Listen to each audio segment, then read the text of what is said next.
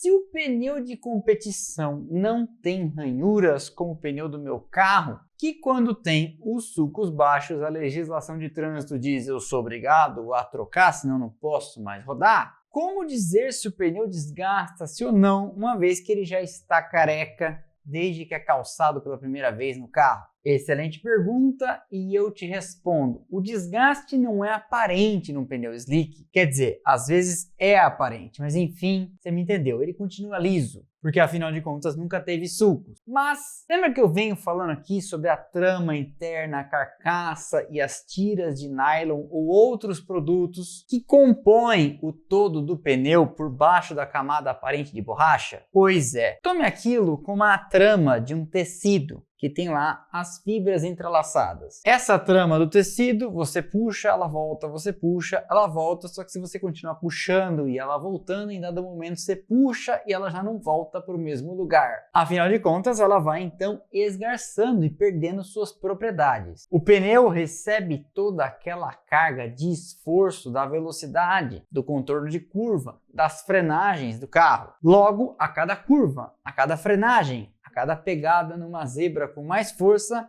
ele vai esgarçando. A borracha volta para o mesmo lugar, mas em dado momento já não volta mais tanto. Além do que, o pneu tem uma janela de operação, ou seja, abaixo de uma determinada temperatura ele não funciona tão bem e acima dela também não. E quando ele se desgasta, ele vai superaquecendo, o que ajuda a acelerar o processo de destruição dessa fibra. Tudo isso somado às frenagens, acelerações, zebras, temperatura que sobe, temperatura que desce, temperatura que passa do limite, vão deixando essa borracha do pneu do carro de competição, repito, de competição, o de rua é bem diferente, mais laceadas. E aí quando o piloto comanda para fazer uma curva no limite, o pneu que já está gasto não obedece com a mesma precisão. Ou, se obedece com a mesma precisão, demandará menos velocidade para cumprir aquela trajetória. Então, agora você já sabe que um pneu de carro de corrida já vem careca de fábrica, mas tem seu componente de desgaste. E ele, como a gente sabe, é fundamental no desenvolvimento de uma competição. E aí entra o componente da estratégia. Vale frisar a diferença entre o pneu do carro de rua e o pneu do carro de corrida neste aspecto. O pneu do carro de competição mira em desempenho. O pneu do carro de rua mira em durabilidade, segurança, conforto e, claro,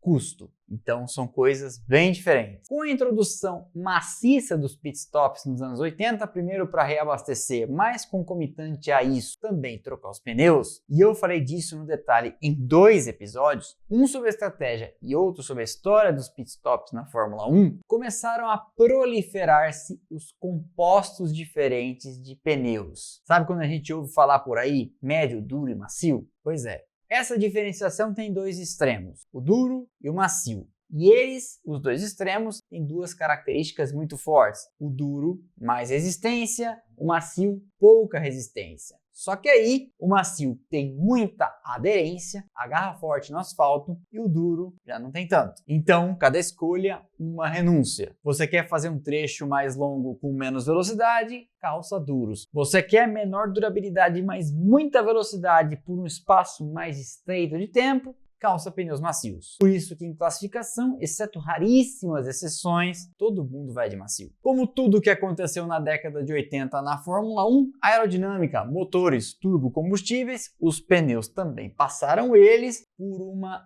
infinita evolução. As fábricas, dentre elas a Goodyear, traziam inúmeros compostos corrida a corrida e eram lendários os pneus exclusivos de classificação, que duravam pouquíssimas voltas, mas tinham uma aderência fora do comum. Com o tempo nas competições e depois ganhando as ruas, também apareceram os pneus sem câmara de ar, que hoje, até em aviões, caminhões e tratores, dominam. O benefício técnico era a redução da massa, que deixava tudo, além de mais durável, mais amigável ao usuário e mais barato. Não só mais barato na construção, mas na operação da coisa toda e menos massa, menos peso, menos consumo de combustível, de freios e de etc. Os furos de pneu em pneus sem câmara também são menos catastróficos. As vantagens comerciais do uso da borracha sintética são você não depender desde o começo de uma seringueira que pode te entregar, variando de árvore para árvore, local para local, um produto diferente, permitindo então que em laboratório tudo seja replicado mais rápido, mais barato e de maneira mais homogênea.